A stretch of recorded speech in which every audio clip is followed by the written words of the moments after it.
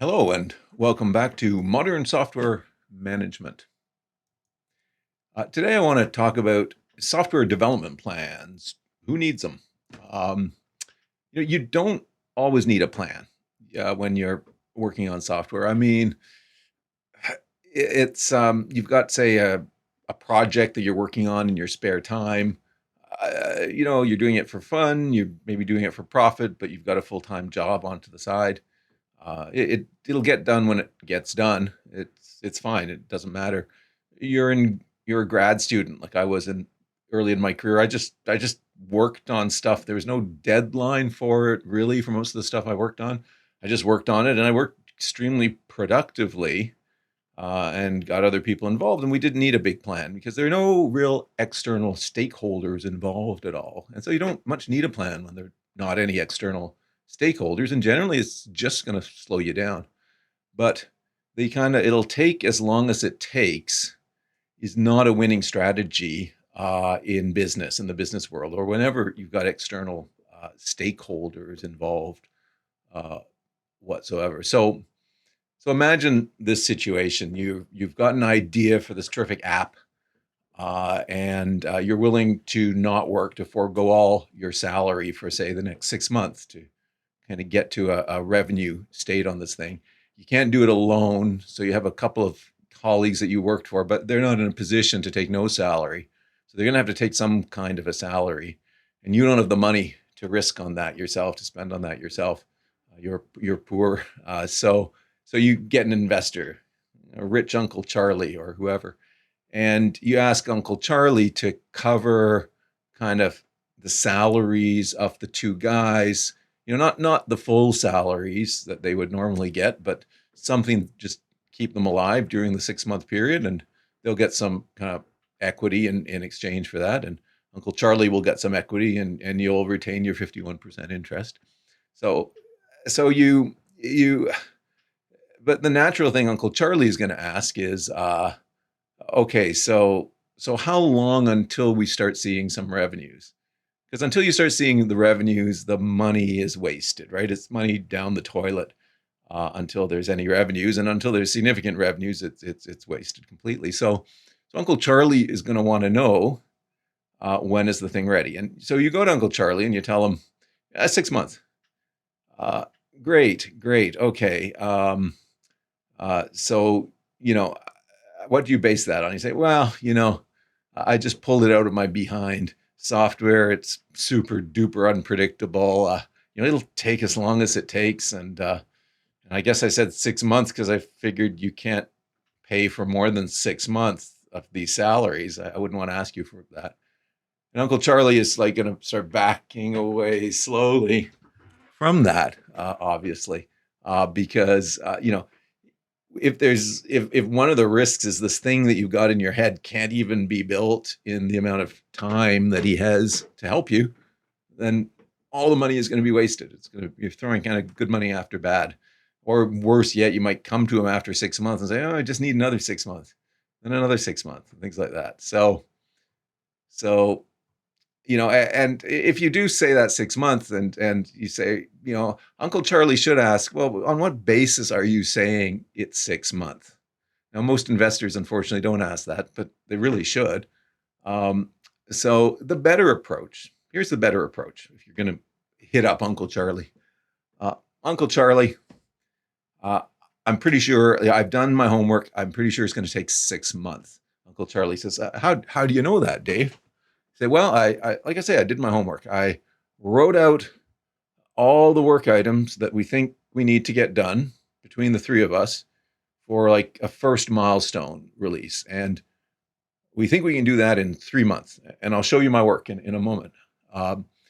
And that'll be something we can have, like a free download of the software, or it's an online thing. People can sign up for free for the first little while, and then we figure we've listed out all the work items to bring it from there to what we think will be the first thing we can charge $10 a month for at that point, and then we should start seeing revenues flow, and that'll be about another 3 months. We've plotted out that work as well. So we think in 6 months we should start seeing some revenue. So in 3 months there'll be some software that people can try out, and in 6 months we should be in a position to get some money. Well, Uncle Charlie's feeling a lot better, but he might ask, "Well, how do you know these things?" So you might put up a little spreadsheet for good old Uncle Charlie, and it might look something like this. So, okay, assuming Uncle Charlie, we start everything's in place on March 1st. Then 3 months is June 1st, and another 3 months is September 23rd. There's 67 working days between each of those two things. So there's me, and there's Brooks and Adeline. So we've all got 67 work days. There's a few statutory holidays in there that we plan on taking. So, deduct four during one of those 3 month periods, and that leaves us with 63 work days. Those two guys are going to be going like full out 100%. I'm going to be schmoozing and doing some other things, trying to line things up. So I'll only be like 60% at it. But all together in one of these 3 month cycles, we'll have about 164 days of coding work that we can actually do. And here's, see, milestone one, we plotted it all out. These are all the various things that we need to get done to get milestone one out the door. And Uncle Charlie isn't going to, like, I left them as item one, item two, whatnot. There'll be something written out that would make sense to a software developer. It wouldn't probably make much sense to Uncle Charlie, but he'll see that and he'll say, "Oh yeah, okay, you've done your homework." And then we say, "Okay, so after that's out, then here's milestone two." And you can see that, we have, in any one of these milestones, we have 164 of these coding days. So, and this one, we're expecting it only to, you need 80% of that. But some of these things could grow in scope or be a little bit unpredictable. So it's good to have a little bit of headroom. Second one, it's 90%. It's 148. Again, we prefer a little more comfort room, but Uncle Charlie, we're going to hustle. We're going to work long hours if we have to get this out. But as you can see, it's reasonably possible that this thing could actually get done on time. But I do have to warn you, Uncle Charlie, that development is a little bit unpredictable, right? If one of us gets sick and we have to take some days off, that's going to be a problem. If one of these things turns out, that we totally missized it, that it's going to be like twice as big, we'll do everything we can. We'll try to trim back some other things to still get it out by that milestone, but we might have to come back to you and tell you that things are looking bad. But we'll do that way before the 3 months, right? We'll show you. I'll keep updating this plan on a regular basis with the remaining amount of days, and you'll see that it's still in balance. And if it's getting out of whack, I might suggest we move a date. But I'll do that with your buy-in, and at any time you can say, "No, I need to pull the plug on this thing. It's too late." But so we'll keep you totally informed on that as we go, and that's how I plan to keep you comfortable and make sure that this thing gets done, in an appropriate kind of way. So, isn't that a better? Oh, that's such a better story, right? Um, so, and that kind of plan, that kind of plan here is like really, really similar to the first plan of its nature that I ever put together in my career. I was working. I was a newly minted manager. I was working for Algorithmics. It was a company that did financial engineering type software that giant banks wound up using to assess the risk in their trading portfolios. I was in there in the pretty early days when we had only a little proto product, really. And I was hired as a manager. I'd been recruited there. I was working at IBM as a developer before that, after having finished my PhD. And the founder of that company, Ron Dembo, he called me because one of the guys working for him had previously worked for me on a project at university. That's Jody Goldberg. Shout out to Jody, one of the most brilliant developers I know. Anyways, Jody knew me and Ron asked him, "Who would you like as a boss?" And he said, "Well, Dave would be a great boss." And so Ron reached out to me, and IBM had just canceled my big project that I've been working on for the last 2 years for no good. Well, it was for a good reason they canceled it, but they should have canceled it before they even started it, because the reason was they didn't think they could sell enough units of it.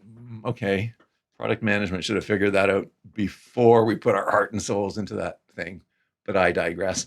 Anyway, so here I am at Algorithmics, and I'm a newly minted manager, and Ron is an idea factory. He's an idea factory. And every day I'm in his office and he's throwing new ideas at me. Oh, let's make the software do this, and let's make the software do that. Let's make the software do this. And I was talking to this guy, and so let's do this. So I was kind of dutifully taking these nuggets and running back to my tiny little team and saying, "Oh, we got to do this because Ron says we got to do this." And and the team was just shaking their heads because it's like, yeah, it's like, fine, you're useless, Dave. You're not doing anything.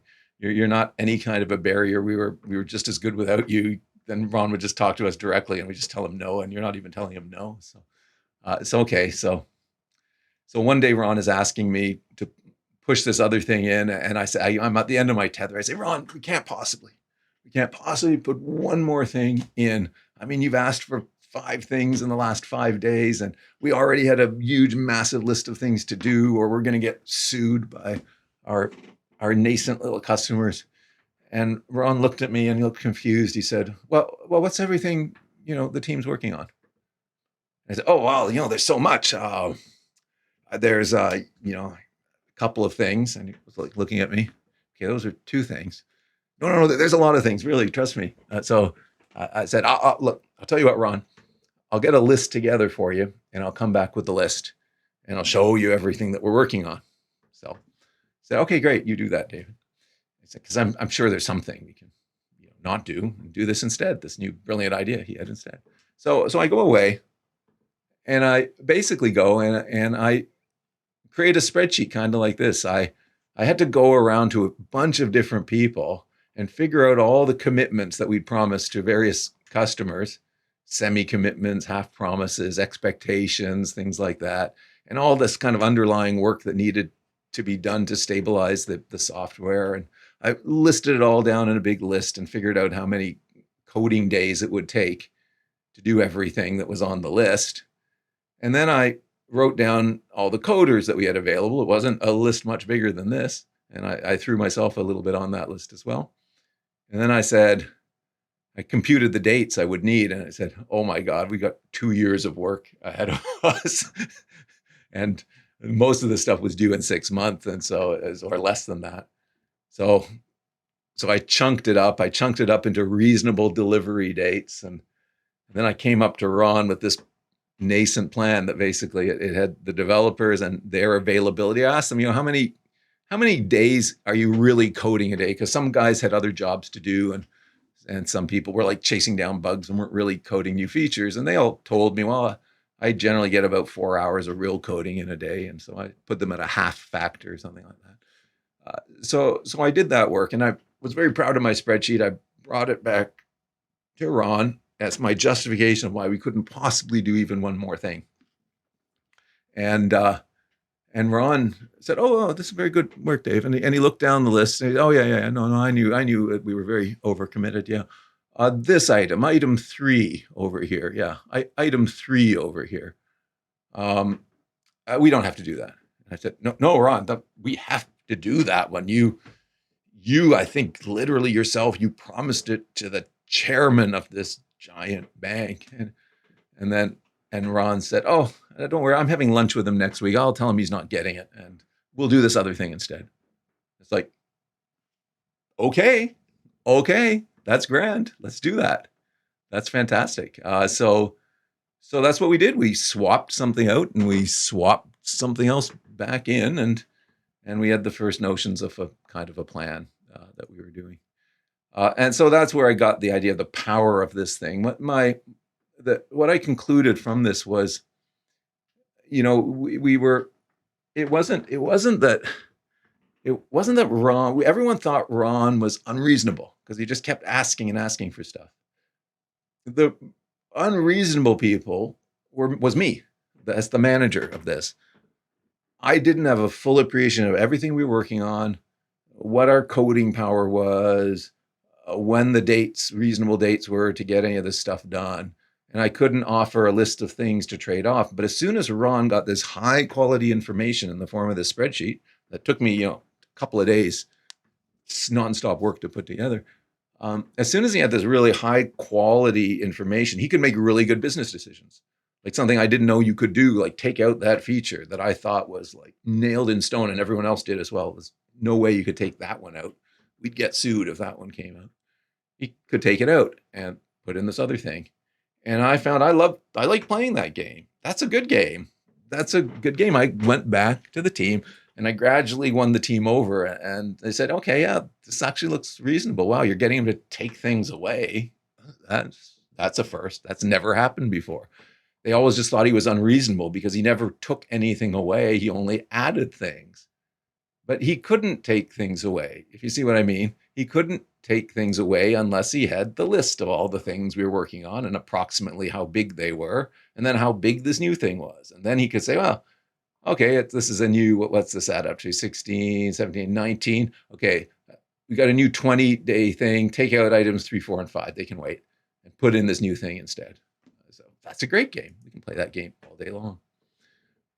Um, so that's when I actually first put together my ideas on planning, and then I've really refined it since then, and I've deployed it in literally every place I've gone to, and I've taught it for years and years as well to in my software engineering courses, and some of those people have gone on and applied it themselves as well, and it's really very successful.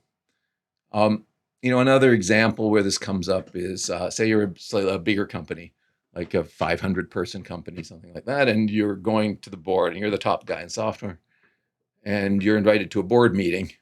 And it's just going to be an awkward board meeting because one of your product lines isn't pulling in the revenues that one had hoped it would pull in.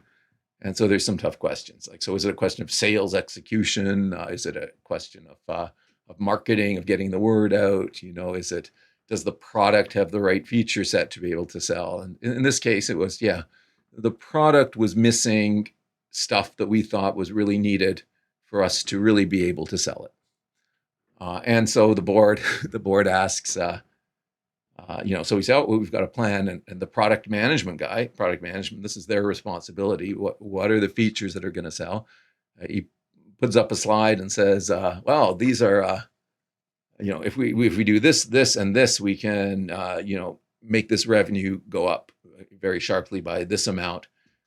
Great. When is that going to happen? Oh, he's got a slide for that. Development, will we complete development in 3 months, and then we'll start selling? And it's like, so this is a hypothetical situation. So the hypothetical me is in this hypothetical board meeting, and it's like, I've never seen this 3-month date before. Like, we talked in general terms about doing this. This is the first I've ever seen of this. And now you're in a tough spot. Like, you're in the board meeting. What do? You say, you just pulled that out of your behind, didn't you? And that wouldn't look good. That wouldn't look good for the CEO, because he's supposed to make sure that the whole management team is on the same page, and the board would just think you're all idiots at that point. So if you speak up, it's gonna not look that great. I mean, it should have been all ordered beforehand. This should have not been a surprise, but sometimes these things happen. So in many cases, though, people don't say something. Either you're not there or you are there, but you don't have any kind of planning methodology. So you can't put a date forward at all. And board is going to need a date. By when is this revenue going to turn around on this product? I need to know by when. Are we talking 2 years from now?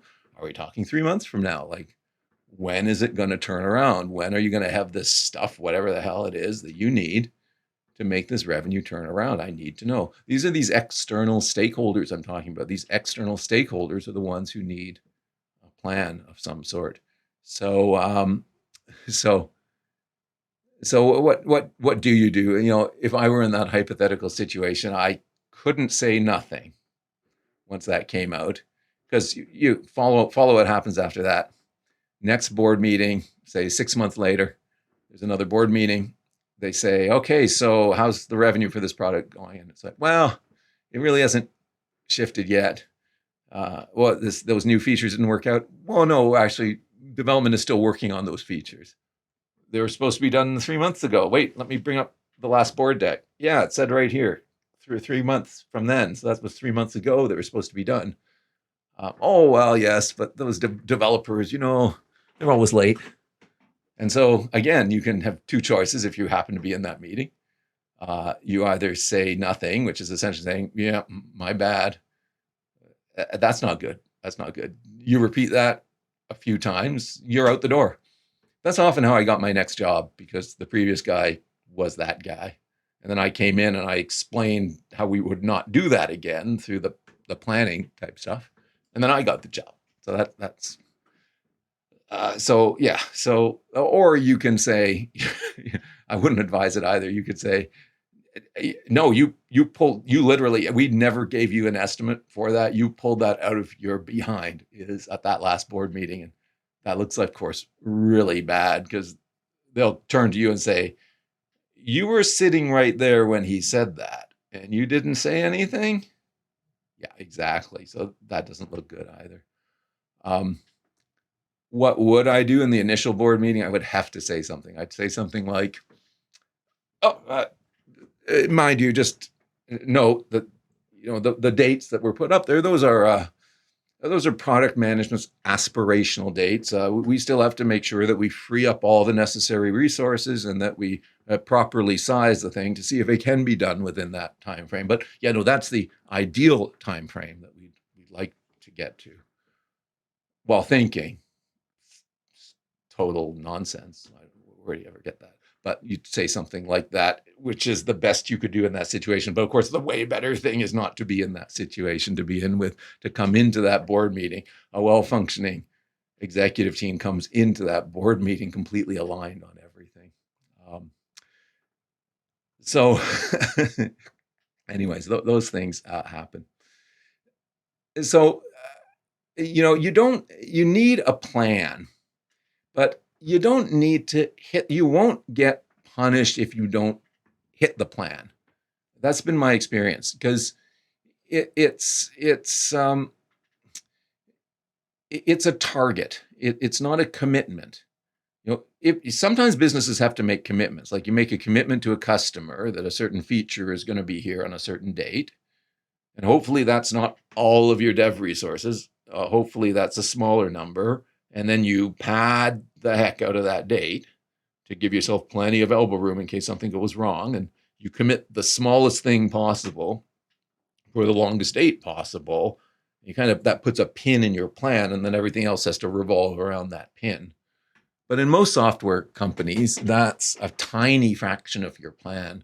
Most of it is, going back to this thing, most of it is a big list of items that we anticipate having either in the next release of the software, if that's the way you're doing it, or over the course of the next 3 months, we'll release all this stuff to production. And look, I've got a fighting chance of actually doing that, because I've got 133 days of work versus 164 days of coding capacity available to me.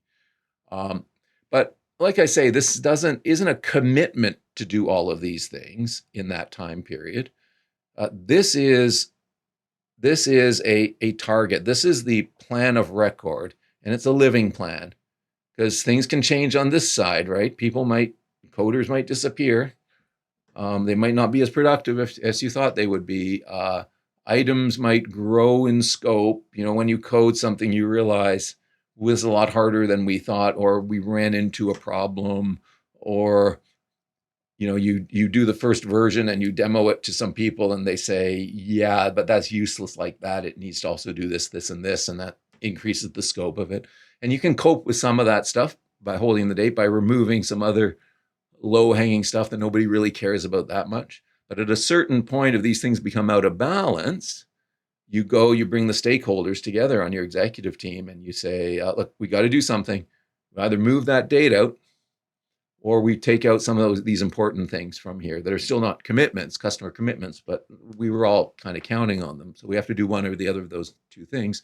Now you're just like I did with Ron at Algorithmics, you're challenging the business guys to make good business decisions in the face of reality. And that always works.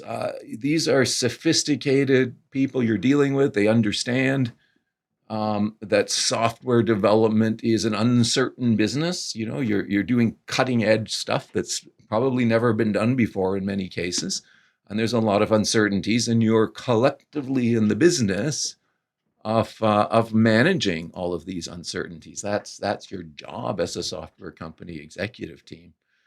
So like I say, you don't get punished for not hitting that plan. What you should get punished for is I have no plan. I'm guessing this list of things could be done in 6 months, uh, or whatever. That's no good. You should be punished for that. You should also be punished if you have a plan like that initially, and then you completely ignore your plan and kind of behind the scenes you lose a few developers, a few things get bigger. You don't even really fully cognizant that this is going on, and then you reach your end date. You run right up against your end date. Boom, and then it's like, oh, sorry, it's late. It's like, what? That's a surprise. You don't like surprises. With this method, you're getting early news. Ooh, um, we're still, say it's a 6 month plan. We're 3 months in. I'm telling you now, we've got to change a few things. We got to remove some, major stuff if we want to hit the 6 months, or we can, at this point, early point, still move the date by a couple of months. And maybe that might be more acceptable to people, or some combination. Let's remove some stuff and move it by 1 month. But you're actively managing, you're actually doing something, you're engaging the business sense of all the people around you to actively solve problems. You don't get punished for doing that.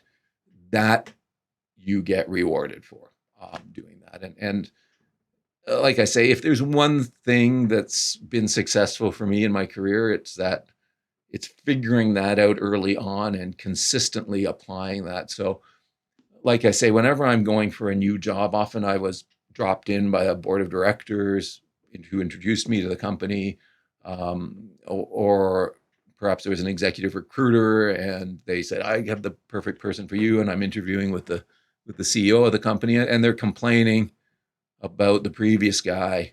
And the biggest complaint is usually there's a lack of transparency. They promise the world, and they force a date out of them, and then they hit the date and the world is not there. It's not nearly there. And that is the most persistent problem that I encounter. And so I essentially describe this spreadsheet. I don't in words. I say, yeah, this is how we do it. It's pretty simple. Got to list everything out, estimate it as best you can, estimate the amount of coding power you have as best you can, make sure it balances, make sure, because the interesting thing, the first time you do an exercise like this in a new organization, this list of stuff to do is 3 to 5 times bigger than the time you have in the expected dates. People are saying, yeah, within 6 months, we expect to do all this. Oh, really? Okay, let's do this exercise. Take super rough swags at these estimates, super rough swags at everything. It's a factor of 5 off. It's literally a factor of 5 off. I.e., there was no hope of doing it to begin with. And so just kind of getting everybody on the same page about that is the one most important thing. And then, of course, as you start moving through that plan, you're getting buffeted by all sorts of stuff, all sorts of uncertainties. And sometimes there's new work, like a big client wants to sign, but they'll only sign if they have this feature. And so it needs to get into this horizon. Great. Bring that whole spreadsheet with everyone else in the business, and decide what's getting tossed, or are we moving the date a little to accommodate this new thing that's coming in. Just making sure the plan stays balanced like that. And people love doing that. They love being involved at that level. So the spreadsheet I showed you is like a super, super simple minded example. I've got the real thing that we'll talk about. There's a whole bunch of interesting little underlying concepts on making that actually work in practice, and making it a continuous improvement loop as well. And I'll definitely get into all of that stuff over time. But anyway, so that was just my first little video there on planning, why bother to do it at all. And so I hope you enjoyed that, and stay tuned for more. Thank you very much.